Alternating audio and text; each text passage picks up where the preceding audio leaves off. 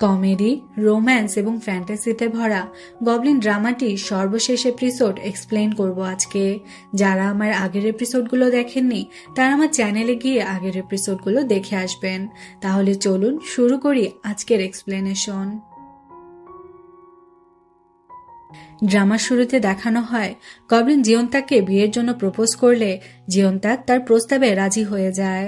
এরপর তারা দুজন এই খুশিতে লাঞ্চ করতে যায়, যেখানে তারা ডিওককেও ইনভাইট করে। তো ডিওক সেখানে আসলে গবলিন জানায়, আমি আর জিওনতাক বিয়ে করতে চলেছি। এখানে ডিওকের তো জিওনতাকের কোনো স্মৃতি মনে ছিল না, তাই সে জিওনতাকের নাম শুনে চমকে গিয়ে বলে, তুমি তাহলে সেই চিঠির জিওনতাক? আচ্ছা, তুমি কি জানো তুমি যাকে বিয়ে করতে চলেছ সে একজন গবলিন? জিওনতাক বলে, হ্যাঁ আমি সব জানি, আর তোমার ব্যাপারেও জানি। ডিওক তখন সোজা চলে যায় তার দাদুর সেই কাছের লোকটির কাছে। ডিওক বলে, জানো আঙ্কেল বিয়ে করতে চলেছে, কিন্তু আঙ্কেলের আগে আমি বিয়ে করতে চাই। লোকটি বলে, সে তো ভালো কথা, তুমি কি কাউকে পছন্দ করে রেখেছ? ডিওক বলে, না তেমন কেউ নেই। আচ্ছা, আপনি বিয়ে করেননি কেন? লোকটি জানায়, আমি বিয়ে করতে চাই না, কারণ আমি অলরেডি বিবাহিত আর আমার 3টা সন্তানও আছে। ডিওক তো এটা শুনে আকাশ থেকে পড়ে। সে বলে, এসব আমাকে আগে বলেননি কেন? লোকটি বলে, আমি অপেক্ষায় ছিলাম তুমি কবে আমাকে এরকম ম্যাচিওর কোশ্চেন করবে। মানে ডিওক বড় হয়েছে ঠিকই, কিন্তু বাস্তব জীবনে কোনো কিছুই সে খেয়াল রাখে না। এখনো সে বাচ্চাদের মতো স্বভাবেরই রয়ে গেছে, আর এখন সে নিজেও এটা বুঝতে পারে।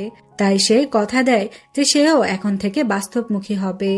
এদিকে সানি যে ব্লগটা লিখেছিল সেটা ভাইরাল হয়ে জিওনতাকদের রেডিও ব্রডকাস্টে প্রচার করা হয়। যে ব্রডকাস্ট গবলিন ও জিওনতাক শোনে, এমনকি রিপারও এটা শোনে আর বুঝতে পারে এটা সানির লেখা এবং তার স্মৃতি সম্পূর্ণ ঠিকঠাক আছে। গবলিন ও জিওনতাক তখন তাড়াতাড়ি সানির বাড়িতে চলে যায়, কিন্তু সানি তখন সেখানে ছিল না। সে কাউকে না জানিয়ে অন্য কোথাও চলে গেছে। জিওনতাক তখন সেখানকার লেটার বক্সে সানির একটি লেটার পায়। সানি তাকে লিখেছে, আমার জেদি বড় ভাইয়ের দায়িত্ব তোমাকে দিয়ে গেলাম, ওর খেয়াল রেখো। তখন সেখানে গবলিন আসলে জিওনতাক বলে, ওনার তো সবকিছু মনে ছিল, তারপর উনি কেন চলে গেলেন? গবলিন বলে, হয়তো এই জীবনে আর পরিচিত কারো সাথে দেখা করবে না বলে সিদ্ধান্ত নিয়েছে। তো অন্যদিকে তখন সানিকে দেখানো হয়, সে রাস্তায় দাঁড়িয়ে বলে, এখান থেকে 50টা মানুষ পার হলে আমি চলে যাব। এরপর 1-2 করে গোনার পর 50 নম্বর মানুষটি সেখানে আসে, আর সেটি ছিল গ্রিম রিপার। সানি বলে, তুমি তাহলে এলে আমার কাছে, কিন্তু এই জন্মে তো আমরা এক হতে পারবো না, আমি কি তোমাকে একবার জড়িয়ে ধরতে পারি? তারা দুজন তখন একে অপরকে জড়িয়ে ধরে অনেক কাঁদতে থাকে। সানি এরপর তার থেকে বিদায় নিয়ে অনেক দূরে কোথাও চলে যায়। মানে এই জন্মে তারা কখনো এক হতে পারবে না, এটা তাদের ভাগ্যে লেখা ছিল। তো সানিকে হারিয়ে রিপার একদমই দিশেহারা হয়ে পড়ে। গবলিন তখন তার মন ভালো করার চেষ্টা করে, সাথে এও বলে, তোমাকে অনেক ধন্যবাদ, আমার অবর্তমানে তুমি প্রতি বছর পূর্বপুরুষদের স্মরণে ফানুস উড়াতে। রিপার বলে, আমার পাপের প্রায়শ্চিত্ত করার সামান্য চেষ্টা করেছি মাত্র, জানি না তারা আমাকে ক্ষমা করবে কিনা। এরপর রিপার জিওনতাককে বাকট ফুল গিফট করে তাদের বিয়ের জন্য। গবলিন ও জিওনতাক এরপর সেই ফুল নিয়ে ঈশ্বরকে সাক্ষী রেখে বিয়ে করে নেয়, আর বিয়েটা করে সেই জায়গাতে যেখানে তারা তলোয়ার বের করতে এসেছিল। তো বিয়ের পর তারা ছোটখাটো একটি পার্টি অ্যারেঞ্জ করে, যেখানে উপস্থিত ছিল গবলিন, জিওনতাক, রিপার, ডিওক ও তার পিয়ে। তারা সবাই মিলে এখানে গান গেয়ে অনেক আনন্দ করে। পরের দিন রিপার তার সহকর্মীর সাথে রাস্তায় দাঁড়িয়ে নতুন আসা কিছু নেমপ্লেট দেখছিল। কিছুক্ষণ পর একটি স্কুল বাসের অ্যাক্সিডেন্ট হতে চলেছে। তার সহকর্মীর কাছে তখন কারো ফোন আসলে সে একটু সাইডে যায় কথা বলতে। তখন দেখা যায় জিওনতাক একা একা গাড়ি চালিয়ে সেদিক দিয়ে যাচ্ছিল। সে রিপারকে দেখে হাই বলে চলে যায়। এরপর রিপারের সেই সহকারী ফিরে এসে বলে, উপর মহল থেকে ফোন এসেছিল যে অ্যাক্সিডেন্ট হওয়ার কথা ছিল সেটা নাকি হবে না, কার্ডগুলো তারা বাদ দিতে বলল। এখানে কার্ডগুলোতে তখন অদ্ভুত কিছু পরিবর্তন দেখা যায়, এমনকি একটি কার্ডের লেখা মুছে যায়। রিপারের তখন জিওনতাকের কথা মনে পড়ে, একটু আগে সে এদিক দিয়ে গেল, তাহলে কি তার কোনো বিপদ হতে চলেছে? তখন আমাদের জিওনতাককে দেখানো হয়, সে গাড়ি চালাচ্ছিল এবং গবলিনের সাথে ফোনে কথা বলছিল। তার একটু দূরেই স্কুলের বাচ্চারা রাস্তা পার হচ্ছিল। তখন হঠাৎই একটি ট্রাক নিয়ন্ত্রণ হারিয়ে তাদের দিকে এগিয়ে আসতে থাকে। ট্রাকে কোনো চালক ছিল না, মানে সেটি উঁচু রাস্তা থেকে নিচের দিকে একে একে গড়িয়ে আসছিল। জিয়ন্তাক তখন সেটা খেয়াল করে। তখন সে কি করবে এটা বুঝতে পারে না। শুধু তার মনে হয় কোনোভাবে যদি সে ট্রাকটাকে আটকাতে পারে তাহলে বাচ্চাগুলো বেঁচে যাবে। সে তখন আর কোনো কিছু না ভেবে তার গাড়িটি বাচ্চাদের সামনে নিয়ে যায়, আর ট্রাকটি তখন সোজা এসে তার গাড়িতে ধাক্কা লাগে। এতে জিয়ন্তাকের গাড়ি দুমড়ে মুচড়ে যায়। সে গুরুতরভাবে আহত হয়, আর জিয়ন্তাক সেখানেই মারা যায়। এখানে তার মৃত্যু সত্যি অপ্রত্যাশিত ছিল। আপনারা ভাবতে পারেন জিয়ন্তাক তো গবলিনের সাথে ফোনে কথা বলছিল, গবলিন তাহলে জিয়ন্তাককে বাঁচাতে পারল না কেন? এর উত্তর হলো, গবলিন তার কাছে পৌঁছাতে পারত যদি সে তার কথা স্মরণ করে কোনো আগুন নেভাতো তাহলে। তো যাই হোক, রিপার ও তার সহকারী তখন জিয়ন্তাকের অ্যাক্সিডেন্টের স্থানে আসে এবং তাকে দেখে সে কাঁদতে থাকে। তখন সে অদৃশ্য হয়ে যাওয়া নেম কার্ডে জিয়ন্তাকের নাম লেখা ওঠে। জিয়ন্তাক মারা গিয়ে তার আত্মা সেখানে দাঁড়িয়ে ভাবছিল মুহূর্তের মধ্যে সব কি হয়ে গেল।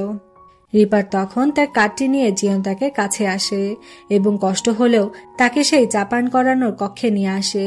সেখানে জিয়ন্তাক রিপারকে বলে, আচ্ছা, আমি শুনেছি প্রত্যেকটা মানুষের নাকি 4টা জন্ম হয়। তুমি কি বলতে পারবে এটা আমার কত নম্বর জন্ম ছিল?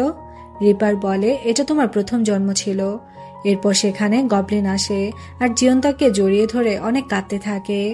জিয়ন্তাক গবলিনকে কথা দেয় যে, কেঁদো না, আমি পরের জন্মে আবার ফিরে আসবো, তুমি আমার জন্য অপেক্ষা করো।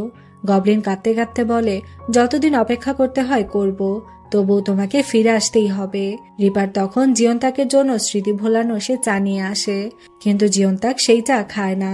যদিও এটা রিপারের নিয়মের বিরুদ্ধে ছিল, তবুও সে চা না খাইয়ে জিয়ন্তাককে পরকালে পাঠিয়ে দেয়। এই সিনটা অনেক ইমোশনাল একটা সিন ছিল। তো জিয়ন্তাককে হারিয়ে গবলিন অনেক কষ্টে দিন পার করতে থাকে। এভাবে কেটে যায় 30টা বছর। গবলিন যেভাবে জিয়ন্তাককে হারিয়েছে, তেমনি রিপারও এই 30টা বছর সানির থেকে দূরে থেকে অনেক কষ্ট পেয়েছে। তো রিপারের সহকারী তাকে একটি নতুন কার্ড দিয়ে বলে, এটাই তোমার সর্বশেষ কার্ড, এরপর তোমার গ্রিম রিপারের শাস্তির মেয়াদ শেষ হবে। রিপার তখন কার্ডটি বের করে দেখলে তার মন খারাপ হয়ে যায়, কারণ এটি ছিল সানির মৃত্যুর কার্ড। সে বলে, তুমি বলেছিলে আমাদের আর দেখা হবে না, কিন্তু শেষমেশ আমাদের দেখা হতে চলেছে। রিপার এরপর গবলিনের সাথে দেখা করে এবং জানায়, আজ আমার কাজের শেষ দিন। গবলিন বলে, তুমি আমার অতীত এবং বর্তমানে অনেক ভালো একজন বন্ধু ছিলে, যেখানেই থাকো ভালো থেকো। রিপার গবলিনকে শেষ একবার তার চা খাওয়ানোর কক্ষে আসতে বলে সে নিজে সেই কক্ষে চলে যায়, যেখানে এরপর সানির আত্মা আসে। এত বছর পর তারা একে অপরকে দেখতে পেয়ে অনেক ইমোশনাল হয়ে যায়। রিপার এখানে সেই আংটিটি সানিকে পরিয়ে দেয়। সানি বলে, আমাদের কি তাহলে হ্যাপি এন্ডিং হয়ে গেল? রিপার বলে, এটা তোমার 3য় জন্ম ছিল, আর আমার কততম জীবন এটা আমি জানি না। এরপর গবলিন আসে সেখানে আর সানিকে বিদায় জানায়। রিপার এখানে জিয়ন্তাকের মতো সানিকেও সেই চা পান করায় না, এমনকি সানিকে একা পাঠানোর পরিবর্তে সে নিজে তার হাত ধরে তার সাথে পরকালে চলে যায়। ফলে একে একে জিয়ন্তাক, রিপার ও সানিকে হারিয়ে গবলিন সম্পূর্ণ একা হয়ে পড়ে। এভাবে আরো অনেক বছর কেটে যাওয়ার পর একদিন গবলিন রাস্তা দিয়ে হেঁটে যাওয়ার সময় দূরের একটি শুটিং স্পটে সানি ও রিপারকে দেখতে পায়। তখন ফ্ল্যাশব্যাকে দেখানো হয় সানি ও রিপার যেদিন পরকালে চলে গিয়েছিল সেদিন রাতে গবলিন তাদের দুজনের নাম লিখে একটি ফানুস উড়ায় আর ঈশ্বরের কাছে প্রার্থনা করে পরের জন্মে যেন তাদের মিলন হয়, আর বর্তমানে অ্যাক্টর হিসেবে তাদের পূর্ণ জন্ম হয়েছে। সানি অভিনয় করে গোয়েন্দা চরিত্রে আর রিপার পুলিশ চরিত্রে। এখানে তাদের অভিনয় করতে করতে ভালো একটি সম্পর্ক থেকে সেটা ধীরে ধীরে প্রেমের রূপ নেয়। তারা দুজন এক জায়গায় ডেটে আসে এবং সেখানে হাসাহাসি করতে থাকে, আর এই দৃশ্যটি গবলিন দেখতে পেয়েছিল সানির ভবিষ্যতে। তো এই জন্মে সানি ও রিপারের মিলন হয়ে যাওয়ায় তাদের কাহিনীটা সুন্দরভাবে এন্ড হয়। অন্যদিকে গবলিন বর্তমানে কানাডাতে ছিল, সেখানে সে তার পূর্বপুরুষদের সেই সমাধির কাছে যায় তাদের শ্রদ্ধা জানাতে। তখন দূরে আমরা একটি মেয়েকে দেখতে পাই। মেয়েটি আর কেউ না, সে ছিল জিয়ন্তাক। মানে সে যেহেতু গবলিনকে কথা দিয়েছিল তাই পূর্ণজন্ম নিয়ে সে আবার ফিরে এসেছে, এবং সে চা না পান করার ফলেই বলুন অথবা ঈশ্বরের ইচ্ছেই বলুন, জিয়ন্তাক কিন্তু গবলিনের কোনো স্মৃতি ভুলে যায়নি। গবলিন তাকে দেখে অনেক আবেগপ্রবণ হয়ে পড়ে। জিয়ন্তাক বলে, মিস্টার, তুমি আমাকে চেনো তাই না? গবলিন বলে, তুমি আমার প্রথম এবং শেষ ভালোবাসা, তুমি গবলিনের স্ত্রী। ফলে রিপার ও সানির মতো তারাও আবার এক হয়ে যায়। আর এরই মধ্যে দিয়ে গবলিন ড্রামাটির একটি সুন্দর হ্যাপি এন্ডিং হয়। পুরো ড্রামাটা আপনাদের কাছে কেমন লেগেছে কমেন্ট করে জানাতে ভুলবেন না। যদি ভালো লাগে তাহলে অবশ্যই একটি লাইক করবেন, আর পরবর্তী কোন ড্রামার এক্সপ্লেনেশন দেখতে চান অবশ্যই কমেন্ট করে জানাতে ভুলবেন না।